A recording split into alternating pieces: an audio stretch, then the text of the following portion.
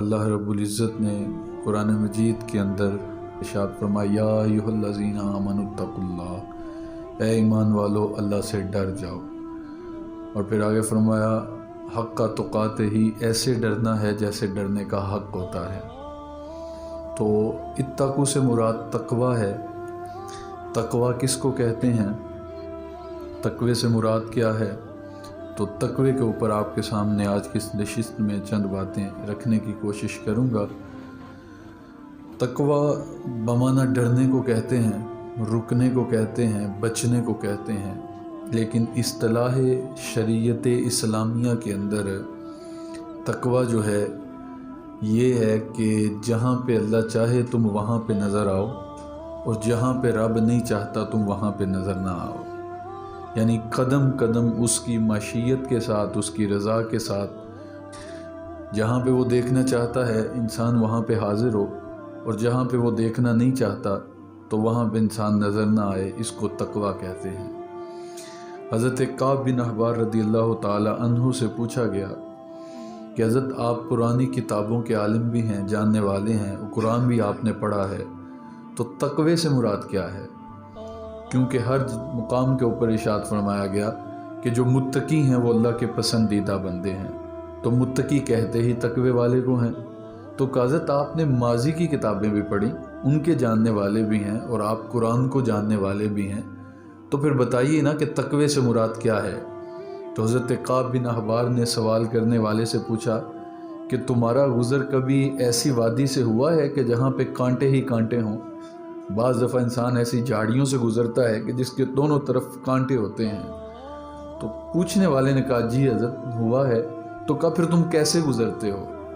تو اس نے عرض کی کہ حضور میں بس اپنا دامن سمیٹتا ہوں اور کانٹوں کے درمیان سے گزر جاتا ہوں کہ کہیں کوئی کانٹا میرے کپڑوں کے ساتھ اٹک گیا تو وہ میرے دامن کو تار تار کر دے گا۔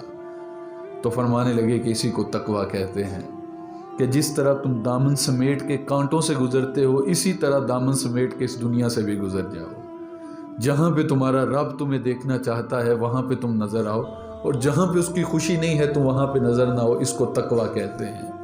کہ انسان جو ہے وہ اسی خیال کے اندر کہیں کوئی ایسی خواہش، کہیں کوئی ایسا لالچ میرے دامن کے ساتھ چپٹ گیا تو وہ میرے اندر کے لباس کو تار تار کر دے گا، اور میرے پاس تقوی کا نور نہیں رہے گا۔ اسی طرح ارشاد فرمایا گیا کہ دنیا میں ایسے رہو جس طرح کشتی پانی میں رہتی ہے، یعنی جب پانی کے اندر کشتی ہوتی ہے تو وہ خود بھی تیرتی ہے اور اپنے اوپر سوار ہونے والوں کو بھی ساحل تک پہنچا دیتی ہے، کسی نہ کسی منزل پہ ان کو کنارے پہ لے کے جاتی ہے۔ لیکن پانی کشتی کے اندر آئے تو خود بھی ڈوبے گی اور اپنے اوپر سوار ہونے والوں کو بھی ڈبو کے رکھ دے گی۔ تو کہا تم نے دنیا کے اندر رہنا ہے، دنیا تمہارے اندر نہیں آنی چاہیے، اس لیے تم دنیا پہ ایسے رہو جس طرح مسافر رہا کرتا ہے، کہ دنیا پہ ایسے رہو جس طرح سڑک عبور کرنے والا ہوتا ہے۔ وہ کتنی تیزی کے ساتھ سڑک عبور کر جاتا ہے، دونوں جانب دیکھتے ہوئے کہ کہیں کوئی سواری آ کے میرے سے ٹکرا نہ جائے۔ تو اسی طرح تم دنیا کو عبور کرتے ہوئے چلے جاؤ گے۔ تقوی کے معنی کے اندر ارشاد فرمایا گیا کہ تمہارا رب جہاں پہ تمہیں دیکھنا چاہے تم وہاں پہ نظر آؤ، اور جہاں پہ وہ تمہیں نہیں دیکھنا چاہتا تم وہاں پہ نظر نہ آؤ، اس کا نام تقوی ہے۔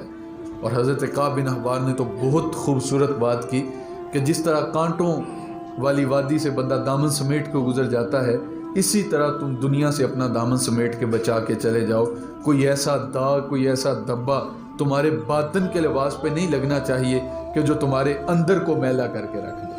جب بندہ گناہ کرتا ہے تو اس کے دل کے اوپر ایک سیاہ رنگ کا نقطہ لگتا ہے، اور اگر وہ توبہ کرتا ہے تو توبہ کے آنسو اس نقطے کو دھو دیتے ہیں، لیکن اگر توبہ نہیں کرتا، اس کے باوجود گناہ کرتا ہے، تو پھر وہ ایک اور سیاہ رنگ کا نقطہ لگتا ہے، نقطے لگتے چلے جاتے ہیں حتیٰ کہ سارا دل سیاہ ہو جاتا ہے۔ آپ نے کبھی دیکھا ہو کہ ایک سفید لباس ہو، اس کے اوپر ایک ہلکا سا دبا بھی لگ جائے کسی چیز کا تو وہ آنکھ کو چبھتا ہے، اور طبیعت تقاضا کرتی ہے کہ کتنی خوبصورت چادر تھی اور ایک دبے کی وجہ سے اس کی خوبصورتی کے اندر فرق آ رہا ہے، تو یہاں پہ نہیں ہونا چاہیے تھا۔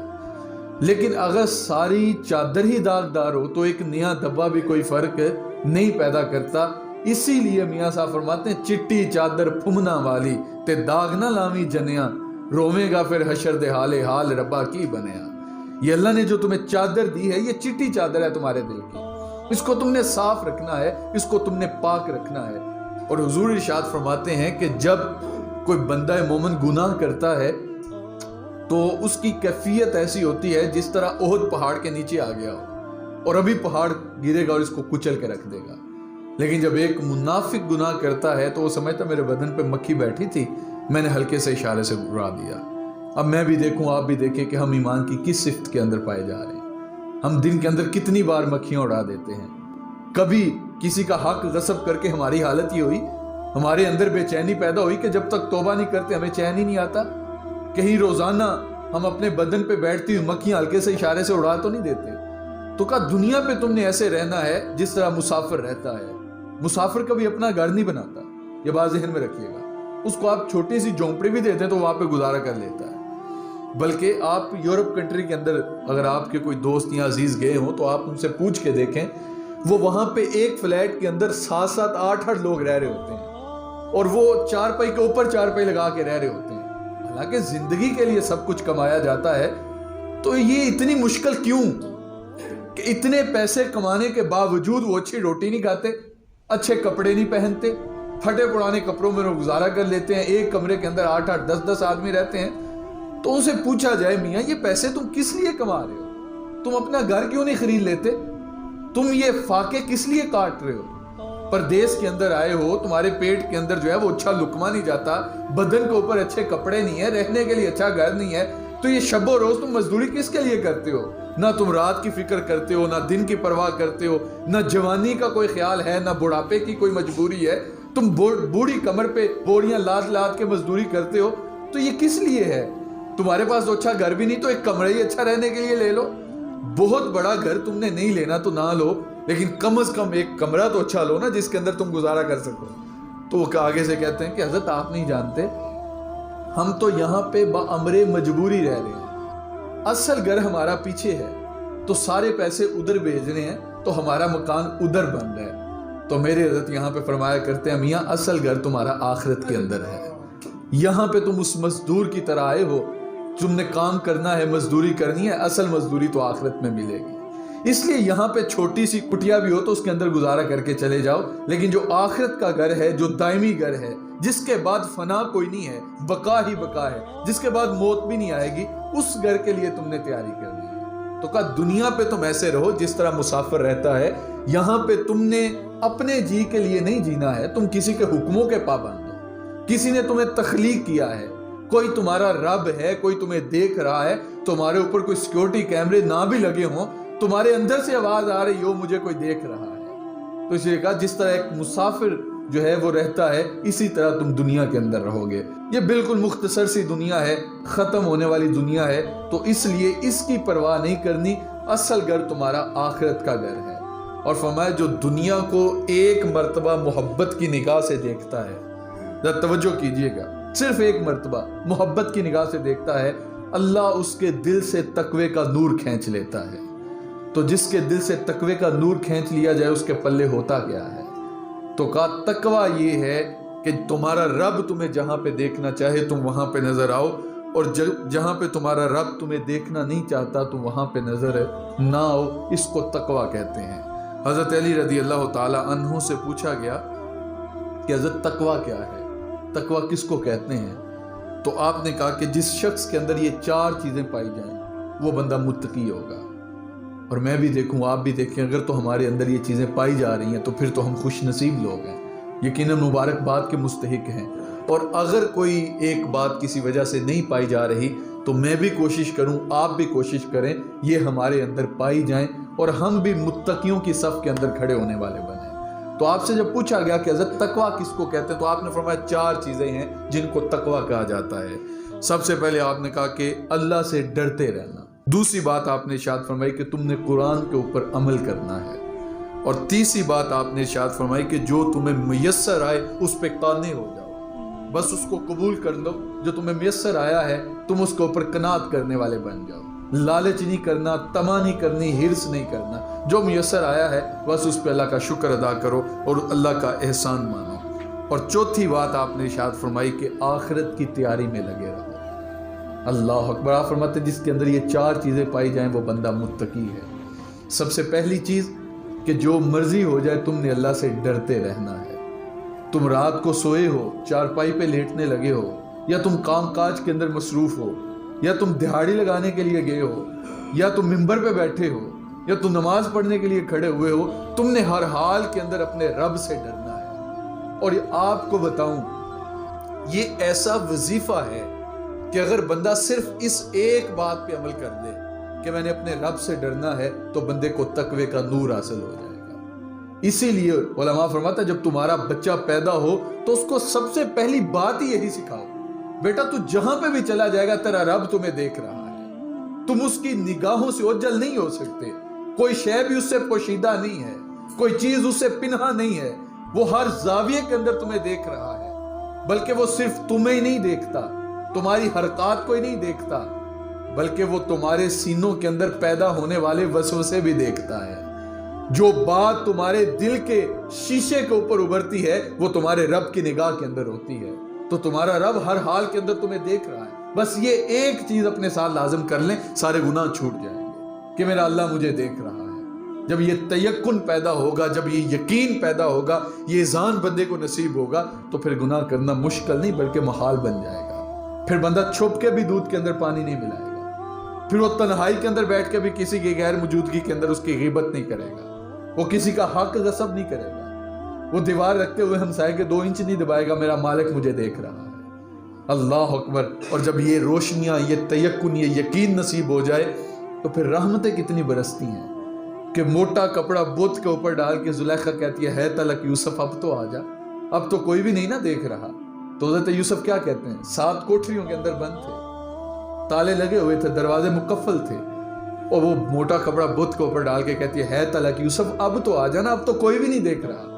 تو حضرت یوسف فرماتے ہیں تو نے بت کے اوپر موٹا کپڑا ڈال کے اس بات کی نشاندہی کی کہ تو بت سے حیا کرتی ہے، جو اپنے بدن پہ بیٹھنے والی مکھی بھی نہیں اڑا سکتا، تو اس کے اوپر پردہ ڈال کے اس سے حیا کرتی ہے، تو میں اس سے حیا نہ کروں جو 7ویں کوٹری میں بھی دیکھتا ہے۔ تو پھر اتنی روشنیاں برسی، اتنی اجالے برسے کہ گناہ کا تصور بھی ختم ہو گیا اور دروازے کھلتے چلے گئے۔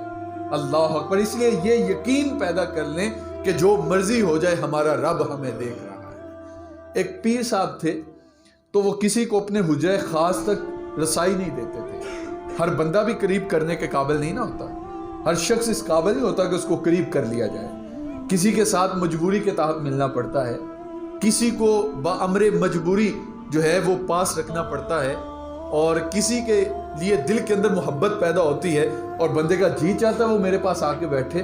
تو ایک پیر صاحب جو، اور پیر کے پاس رسائی حاصل ہونا یہ کوئی معمولی بات تو نہیں ہے نا، اور وہ پیر آج کل کے پیر تو تھے نہیں۔ اللہ اکبر۔ میرے استاد گرامی فرمایا کرتے تھے پہلے پیروں کے پاس جاتے تھے نا تو یہ خیال ہوتا تھا، اور ہمیں ہماری والدہ نے یہ گٹی دی تھی کہ بیٹا جب ولی کی صحبت کے اندر جانا ہے تو دل کو قابو میں رکھ کے جانا ہے۔ اس لیے کہا گیا جب عالم دین کی صحبت میں بیٹھو تو زبان کو لگام دے کے بیٹھو، وہ تمہارے گفتگو کے انداز سے پہچانے گا یہ بندہ کتنے پانی میں ہے۔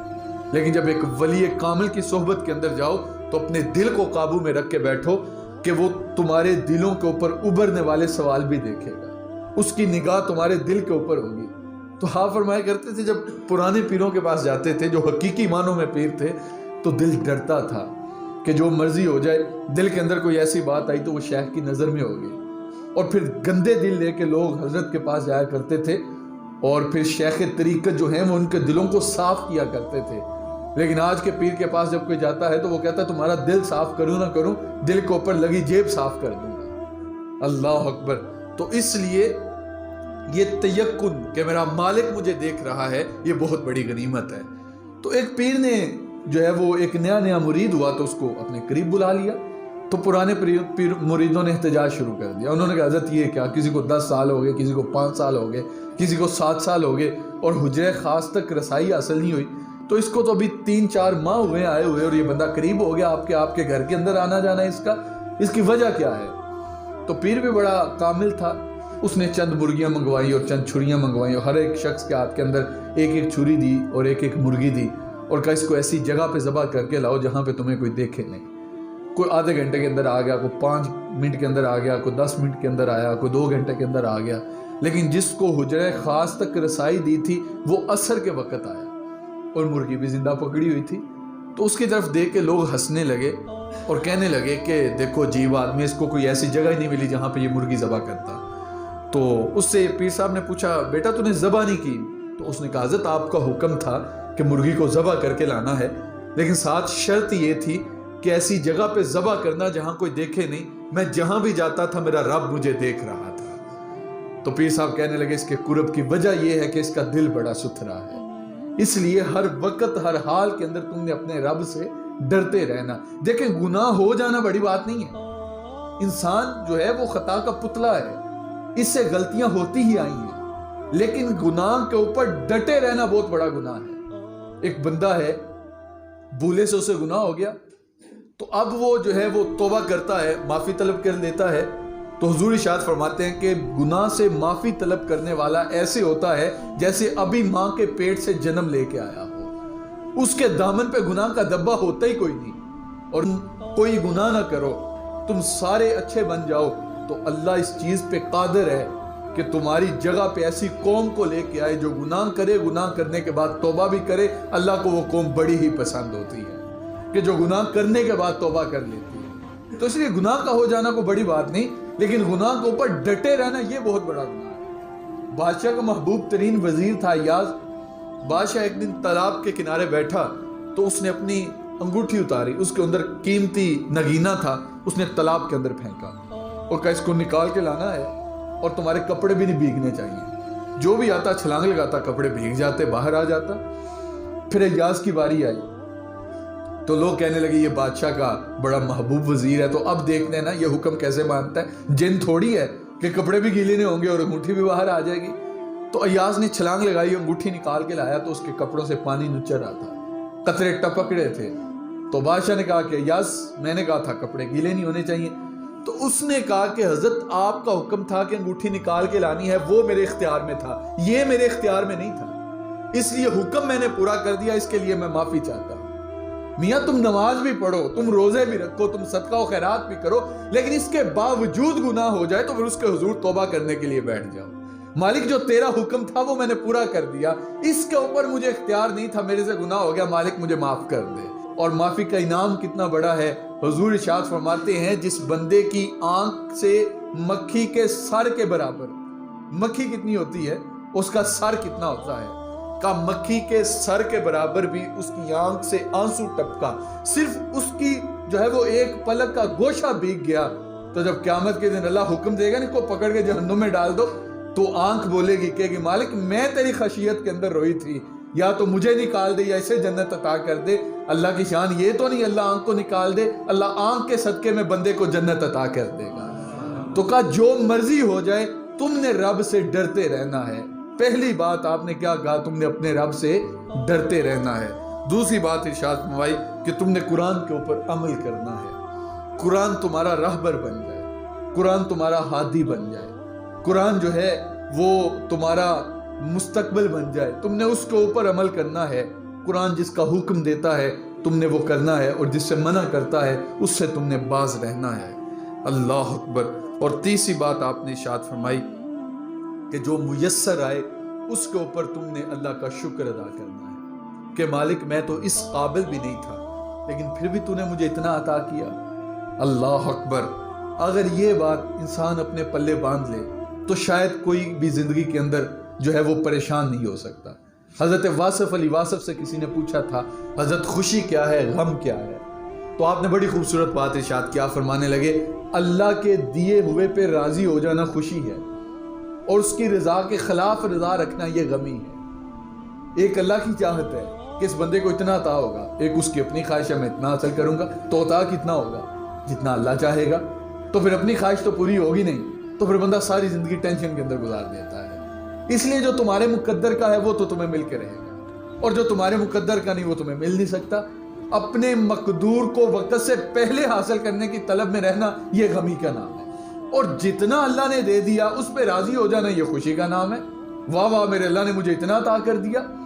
آپ وزٹ کر کے دیکھ لیں اپنے محلے کے اندر، آپ کو کچھ حضرت ایسے نظر آئیں گے کہ جن کے پاس مہینوں کا راشن پڑا ہے، جن کے بینک بیلنس بڑے ہوئے پڑے ہیں، آپ ان سے پوچھیں کیا حال ہے، وہ کہیں کیا بتائیں یار حالات بڑے سخت ہیں۔ اور کوئی ایسا بھی ہوگا کہ جو دن کو مزدوری کر کے آتا ہے، رات کو چولہا گرم کر کے سو جاتا ہے کھا کے، لیکن آپ اس سے پوچھیں کیا حال ہے، وہ لمبے بازو کر کے کہ اللہ کا بڑا ہی شکر ہے۔ تو پھر خوش کون ہوا، یہ مزدوری والا کہ وہ بینک بیلنس والا؟ اس لیے اللہ کی رضا پہ راضی ہونے کا نام جو ہے وہ خوشی ہے، اور اس کی رضا کے خلاف ہونے کا نام یہ غمی ہے۔ جو اللہ نے عطا کر دیا وہ اس کا شکر ہے، اس کا کرم ہے، عطا کر دیا۔ اگر وہ عطا نہ کرتا تو ہم کیا کر لیتے؟ ہم اس قابل تھے کہ اسے چھین کے لے لیتے؟ یا ہمارے اعمال اس قابل ہیں کہ وہ واجب ہے اس کے اوپر کہ وہ ہمیں عطا کرے؟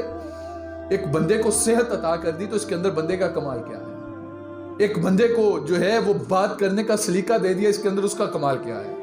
ایک بندے کو علم کا نور دے دیا، اس کے اندر اس کا کمال کیا ہے؟ مالک یہ تو اس کا کرم ہے کہ اس نے عطا کر دیا، اگر وہ نہ عطا کرتا تو ہم کیا کر لیتے؟ حضرت علی المرتضیٰ رضی اللہ تعالیٰ عنہ کا ایک فرمان سنیے اور رشک کیجئے اپنے اوپر۔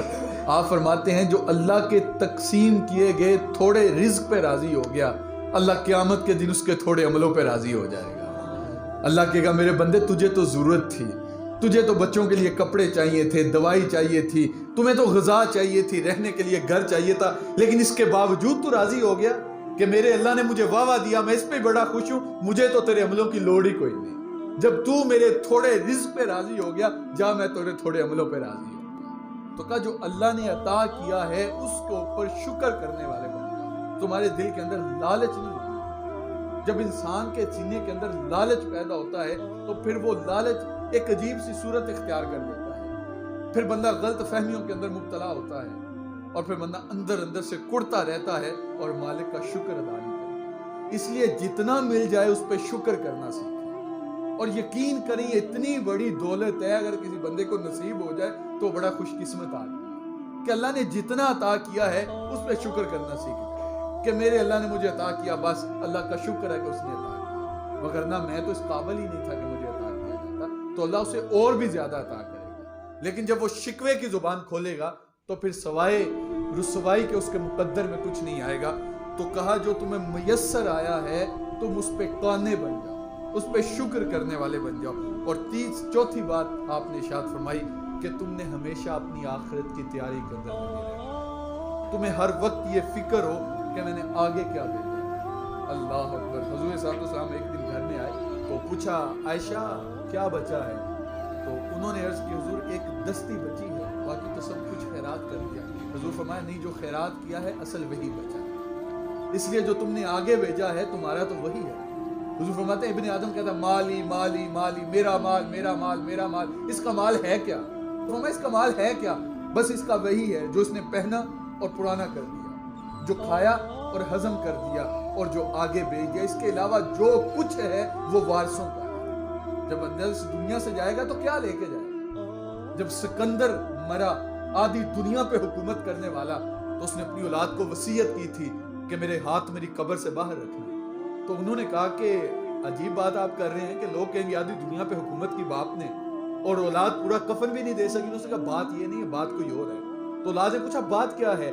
تو کہنے لگا میں دنیا کو بتانا چاہتا ہوں کہ آدھی دنیا پہ حکومت کرنے والا جب گیا تو گیا وہ بھی خالی ہاتھ تھا، وہ ساتھ کچھ نہیں لے کے گیا، کفن کے ساتھ کوئی بھی جیب نہیں ہوتی، قبر کے اندر کوئی بھی تجوری نہیں ہے، اور وہاں کی پولیس تو رشوت بھی نہیں لیتی، وہاں کی تو تم عدالت بھی نہیں خرید سکتے، وہاں پہ کوئی وکیل بھی نہیں کر سکتے، وہاں سے تم بھاگ کے بھی کہیں نہیں جا سکتے۔ تو پھر اس کے لیے تیاری کر کے جاؤ نا، تم نے آگے کیا بھیجا ہے، تم یہ خیال کرو کہ میری آخرت کیسے سنورے گی۔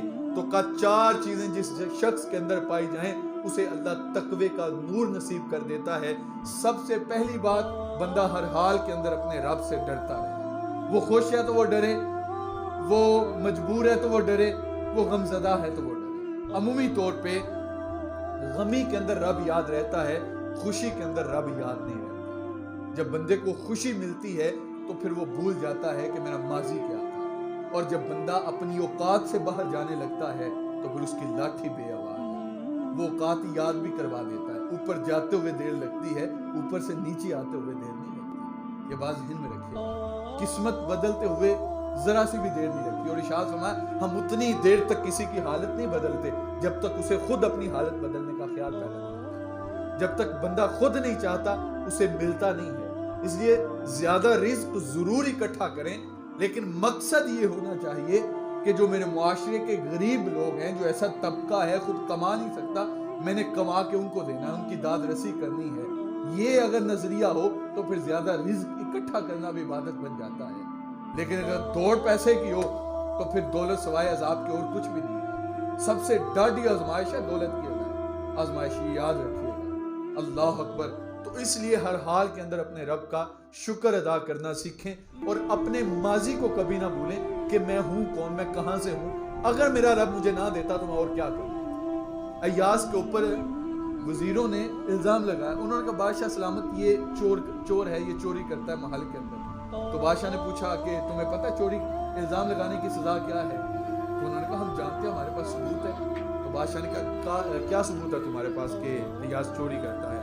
تو انہوں نے کہا حضرت دیکھیں، اس کے پاس ایک کمرہ ہے اور یہ اس کی چابی کسی کو نہیں دیتا، اور رات گئے اس کے کمرے کے اندر داخل ہوتا ہے، اور جب اندر داخل ہوتا ہے تو اندر سے کنڈی لگا لیتا ہے اور کسی کو اندر داخل نہیں ہونے دیتا۔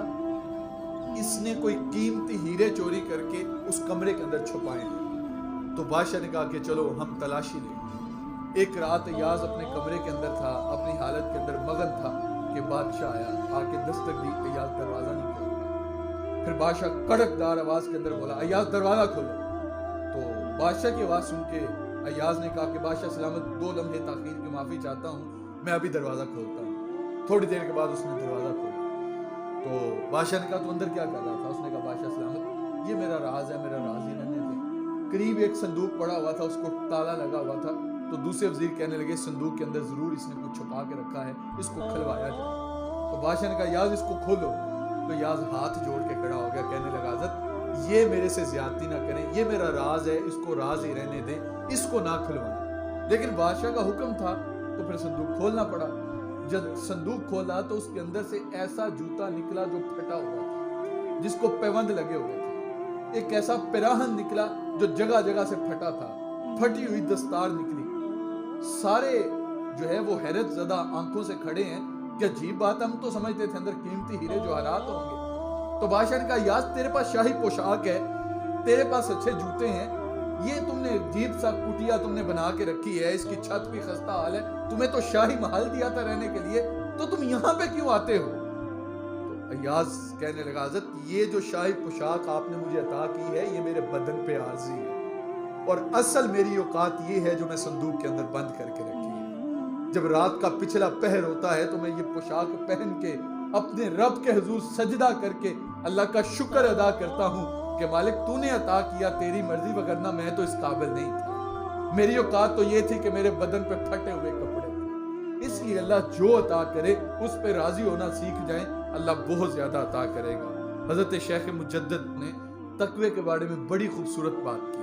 آپ فرماتے ہیں تقوی 2 چیزوں کا نام ہے، ایک تو اللہ کے حکم کو ماننے کا نام ہے، اور دوسرا اس کی حرام کردہ چیزوں سے بچنے کا نام تقوی ہے۔ ایک تمہیں اللہ حکم دیتا ہے کہ تم نے یہ کام کرنا ہے تو تم وہ کام کرتے ہو، اور ایک چیز ایسی ہے کہ جس سے اللہ نے تمہیں بچنے کا حکم دیا ہے کہ تم نے اسے بچنا ہے، تم اس سے بچتے ہو، تو اسی کا نام تقوی ہے۔ صرف یہ 2 چیزیں آپ نے مختصر سی تعریف کر دی تقوی کی، کہ اللہ کے حکم کو مان لو اور اس کی حرام کردہ چیزوں سے بچ جاؤ، اللہ تمہیں تقوی کا نور نصیب کر دے گا۔ اور بعض نے کہا کہ تقوی کا تعلق تمہارے دل کے ساتھ، یعنی ظاہری عمل کے ساتھ تمہارے تقوی کا تعلق نہیں ہے، بلکہ تقوی کا تعلق تمہارے دل کے ساتھ ہے۔ اس کے اوپر آپ کی توجہ چاہیے۔ ایک عمل ہے، اللہ حکم دیتا ہے کہ تم نے جو ہے وہ نماز پڑھنی ہے، عشاء کا وقت ہے، گھر کے اندر شادی کا ماحول ہے، اور جی چاہ رہا تھا کہ اب یہاں پہ بیٹھ کے رقص و سرور کی محفل دیکھی جائے، بے حیائی کے نظارے کیے جائیں، تھرکتے بدن دیکھے جائیں،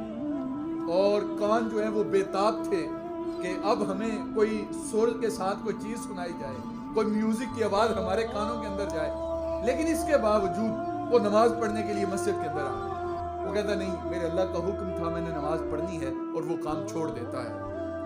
اب اس کو تقوی کہہ سکتے ہیں؟ یہ اللہ کے حکم کو مانا جا رہا ہے، اگرچہ تقوی ہے، لیکن بعض صوفیاء کے نزدیک یہ بھی تقوی نہیں ہے۔ آپ فرماتے تقوی کا تعلق تمہارے دل کے ساتھ تھا۔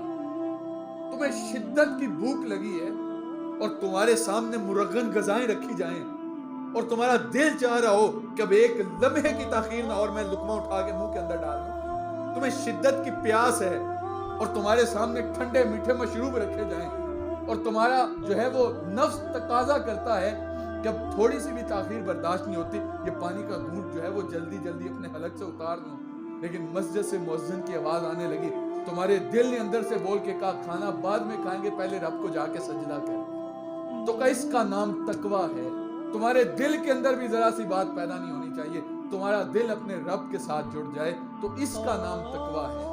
اور ایک حدیث کے لفظ سے حضور ارشاد فرماتے ہیں اللہ تمہاری شکلوں کو نہیں دیکھتا، اللہ تمہاری صورتوں کو نہیں دیکھتا، اللہ تمہارے مالوں کو نہیں دیکھتا، بلکہ کیا ہے ان اللہ اتقاکم، اللہ تمہارے دلوں کے تقووں کو دیکھتا ہے۔ اگر صورتوں کی بنا پہ تقوے ملتے تو ابو لہب تو شولوں کا باپ تھا اور ہاشمی نسب سے تعلق رکھتا تھا بھی عالی نسب اور خوبصورت بھی تھا۔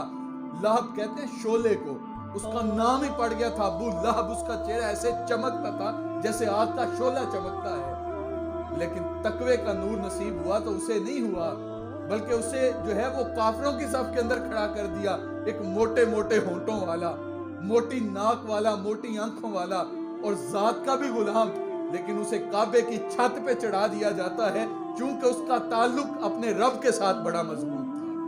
تو کہا تقوی کا تعلق تمہاری صورتوں کے ساتھ نہیں ہے، تمہارے مالوں کے ساتھ نہیں ہے، بلکہ تمہارے دل کے ساتھ ہے۔ جو دل کا جتنا خوبصورت ہوگا وہ اللہ کے نزدیک اتنا ہی خوبصورت ہوگا۔ کاش ہم یہ معیار اپنے معاشرے کے اندر پیدا کریں تو یقین جانیں برائی کے ساتھ طبعی طور پہ نفرت پیدا ہونی شروع ہوگی، کیونکہ ہمارے بچپن سے جب بچے دیکھنا شروع کرتے ہیں کہ عزت اس کی ہوتی ہے جس کے پاس مال ہوتا ہے، عزت اس کی ہے جس کے پاس اچھی گاڑی ہے، عزت اس کی ہے جس کی کوٹھی اچھی ہے، تو پھر ان کے دل کے اندر طبعاً یہ چیز پیدا ہوتی ہے کہ میرے پاس پیسے ہوں گے تو میری عزت ہوگی۔ کاش ہمارا معیار یہ ہوتا، اللہ اکبر۔ بلکہ اگر آپ میرے سے ناراض نہ ہوں تو اب تو ہماری محافل نعت کا بھی یہ حال ہے کہ ہماری محافل نعت کے اندر مہمان خصوصی وہ ہوتا ہے جس کے پاس پیسے پھینکنے کے لیے بڑے زیادہ، ایک بندہ شب زندہ دار ہے، تہجد گزار ہے، لیکن اس کو مہمان خصوصی نہیں بنایا جاتا کیونکہ اس کے پاس پہننے کے لیے کپڑے اچھے نہیں ہیں، تو اس کو کس طرح سٹیج پہ بٹھایا جائے گا؟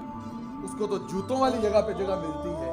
کاش یار ہمارا معیار یہ ہوتا، ہمارا انداز یہ ہوتا کہ ہماری محفل کی صدارت وہ بندہ کرتا جو 5 وقت مسجد کے اندر آ کے نماز ادا کرتا ہے، تو پھر کتنا خوبصورت ماحول پیدا ہوتا اور محفل بھی نورانی ہوتی اور اللہ کی رحمتیں بھی برستی۔